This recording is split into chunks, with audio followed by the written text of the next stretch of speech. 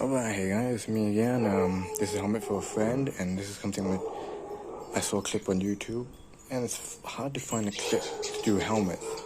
And what I'm gonna try to do is a DIY, it's a grunge wizard kind of helmet. It may look good, it may not, I have no idea. So I've sprayed it using spray can.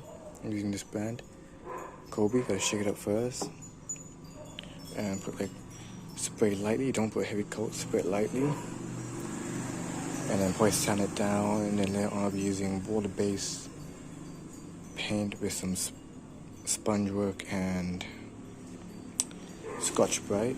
And let's see how it looks, and this will be a matte finish. So I'll be using a matte clear coat. Yeah, flat clear. So I said the colors may or may not work, but you know, let's see how it turns out. So see you in the next clip. Okay guys, I'm back. Sorry I didn't show you the step how I did this, but this is my weathered helmet with some rust.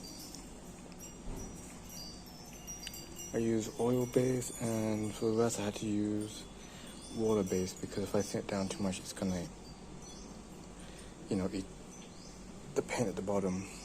So the rest part I use water-based, and I'm using matte clear. But if you like the style and you'd like to know, let me know. I'll make another video and show you the steps. But this one, like I said, just trying out.